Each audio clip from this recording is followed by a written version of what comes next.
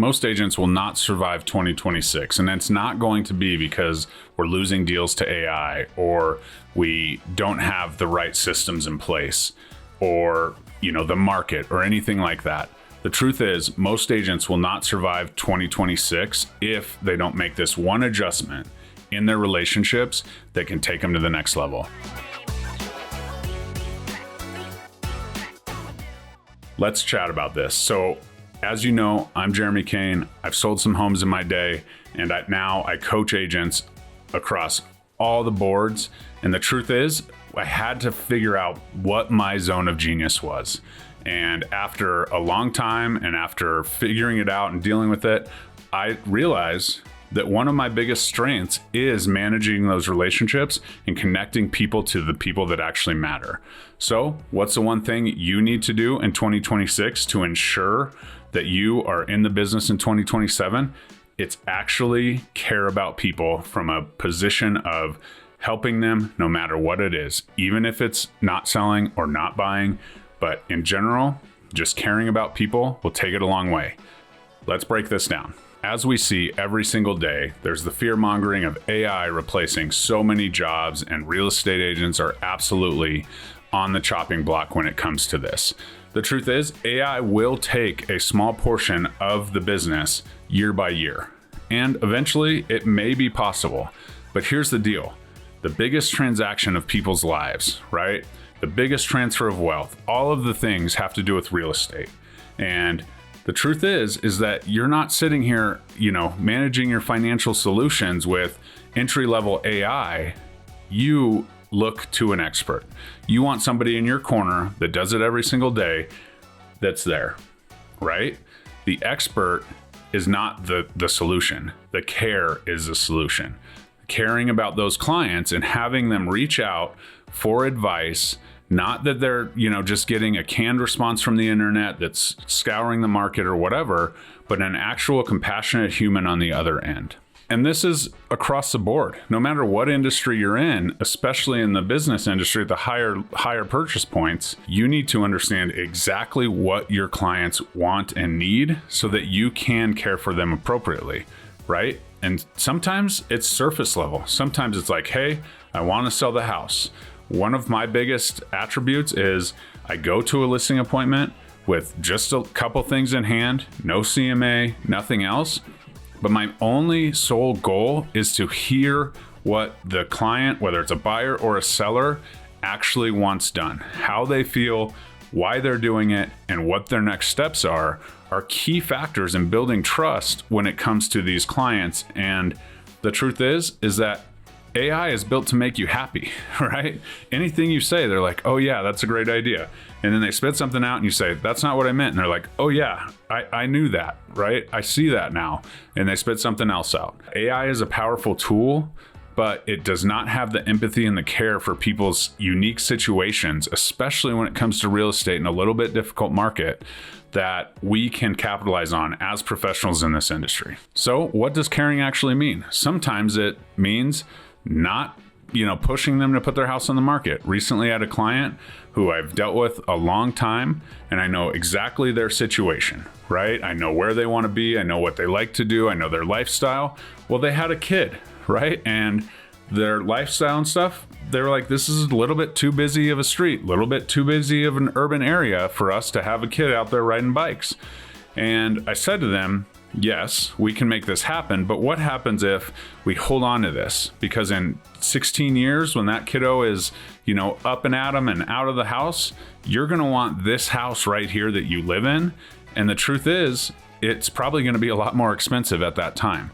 So what do we need to do, right? Let's look at options. And this client actually has not transacted at this time, but they're now looking at options like, oh yeah, maybe we don't want to sell this house. What do we have to do to, have the lifestyle we want for the next 10 to 15 years and still hold on to this asset that's going to be worth a lot more that we actually will want to live in. We will want to retire in because we're not going anywhere. We're natives, but this is a lifestyle we need because we all know when you're moving from, a super hot, area and you're moving to a little bit more suburban area or whatever it is, there's a chance that one day when you want to move back, that home that you owned is out of reach financially. And so you have these conversations and you get to know these people along the way. And I had a little bit of a leg up on this one, but it absolutely made a difference in their decision. And their decision at this point has been to hold on to it, figure out how to hold on to it. And I have no doubt that when the time comes, when they're able to purchase in a, more comfortable area for them and how they want to raise their family, that maybe they hold on to this diamond in the rough that they bought for a crazy amount of low, and now is worth much, much more. And as we kind of work through this, you can demonstrate the care for actually digging deeper than not just being like, okay, you want to list your house?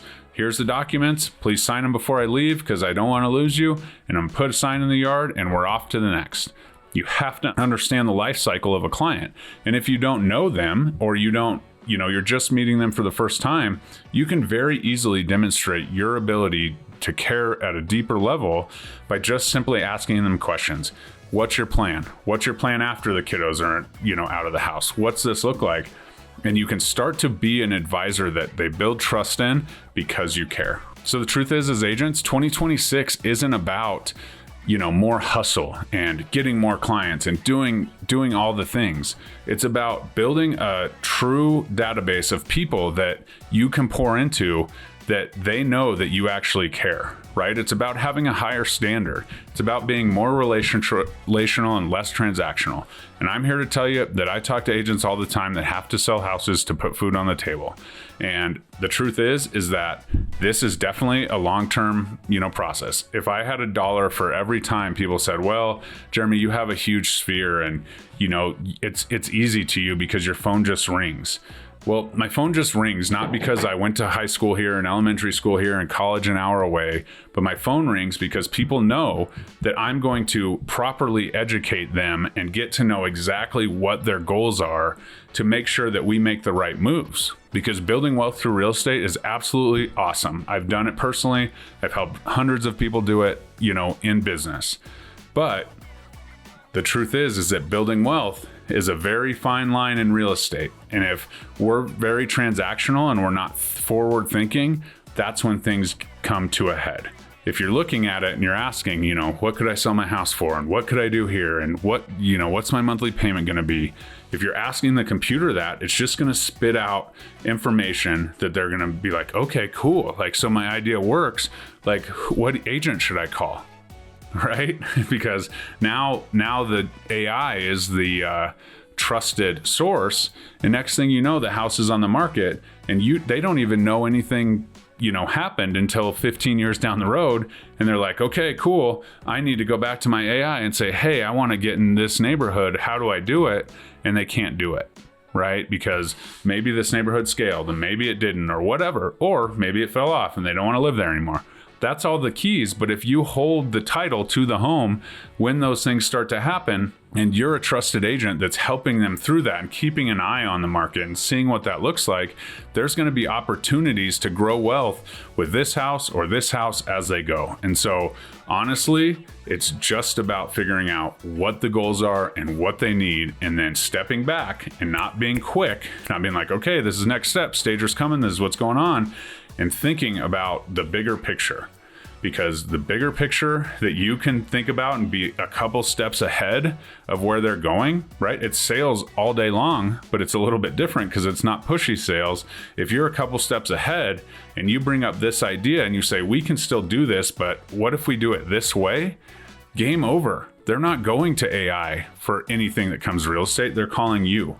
And so that's the reason why we do this, and why slowing down to speed up is absolutely key. Because then what happens? Then people see that they are growing real estate, right, at a high level, and they're saying, okay, like, what happened here? And maybe someone calls them and says, we're right where you are, and we have a kiddo, and we want to make a move, and they're like, oh, you need to call Jeremy, right? Stop right there. Call Jeremy. He can build out a strategy. He can build out a plan that's actually going to protect you and, yes, get you everything you want in the end, but maybe a little bit smarter, maybe a little bit harder, but definitely more beneficial in the end. So who doesn't need an acronym, right? And this one's pretty easy. We're going to call it CARE, First and foremost, we need to consult and not convince. Consulting them, understanding what their goals are, and then going in there. Let's be real. Corporations pay millions upon millions of dollars for people to come in and consult because they have their knowledge. But the consultant can't just go in there and be like, okay, this is exactly how it is, and push their plan on the corporation. They need to assess, they need to understand the goals and the vision, and then they need to step back and build a plan. And that's where the consultants earn the big bucks. Because if they're like, okay, I'm a consultant, this is how you do it, here you go, then it's game over. What's that sound like? I don't know, maybe a managing broker that says, hey, you have to go door knocker, you have to go do open houses, you have to cold call, because that's how I did it, or that's how this person did it. The truth is, as agents, we can't do exactly what we don't like and what we push away on that side. So C is for consult, don't convince. A, we're going to advise long-term or short-term, but we are going to be an advisor. We are going to say, this is my thought on this. How's this look? Right? We are going to develop a roadmap. We're going to pave a road for them to absolutely reach their goals. And it might not be immediate. And as an agent, you have to realize when they're like, nope, we just need it gone, we need to do that. Because I'm not sitting there saying, okay, well, you haven't made a mortgage payment in 6 months. Like, let's sit down and have a kumbaya moment. No. That's not what I'm saying. Like, as an advisor, you need to understand what that looks like, what the situations are, and what we need to do to take that next step. The next is relationships over revenue. This is one that comes up a ton, especially right now, right? Agents, talking about commission. I will not work for less because I do these 150 things. No, we need to understand that relationships beat revenue all day. If, a seller isn't willing to pay, a 0.5% or a whole percent to the buyer's agent, and we're like stomping our foot and saying, nope, like we have to get it from the seller, we have to get it from the buyer. How's that building relationship, right? It's not. So let's have a conversation with your buyer. Hey, we agreed to this, commission, but the seller's not willing to pay it like, we thought they might. But here's the deal. Like, I'm willing to do this because it's most important to me, because on your journey, on your path, it's important for me to get you into a home. Okay.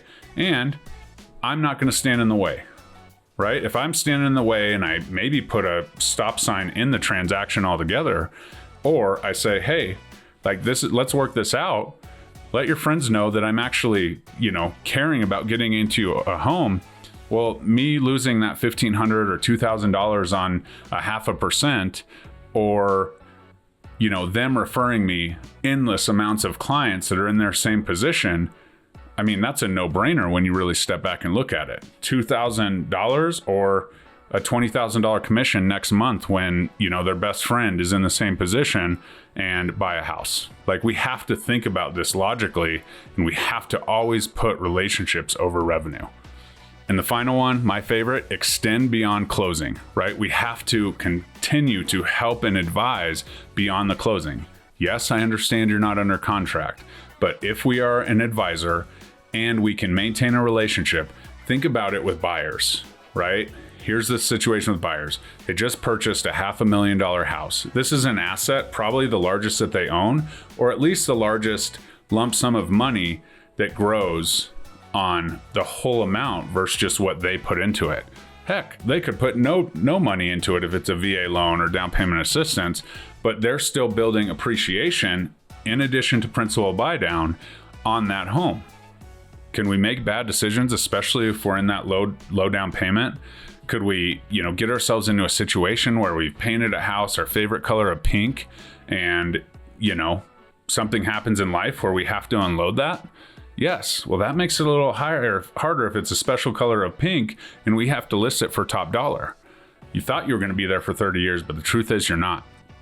And so as we kind of push through this, extending beyond closing and being a resource is absolutely critical, right? Yes, the asset is one piece, but what happens if they're like, hey, Jeremy, we're new to the area. What's the best restaurant? Where should we go on date night? Where should we, take our dog to get their nails trimmed?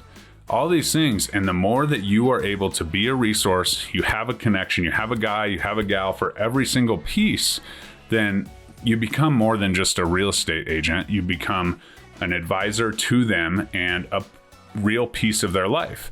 And what's going to happen when someone says, hey, you know, we're looking to buy or sell a house? They're going to say, oh, I got a guy or gal for that. And they're going to refer you or me. But that's how this kind of plays out.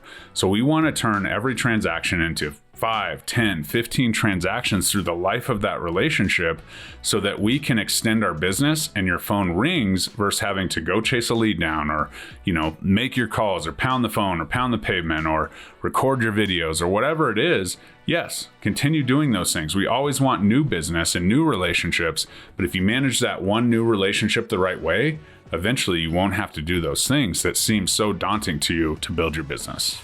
So 2026 will reward those agents who build trust, not noise, not hype, not automation, but actual trust. The cool part is if you build an automation in the background that reminds you to reach out to these people, the trust level only goes up. And so if you are ultra organized and you have that opportunity, that's great. Check out my next YouTube video on a CRM solution that I have come across that's absolutely incredible. But for now, just focus on care, consult, advise, relationships, and extend beyond the closing. We'll see you next time.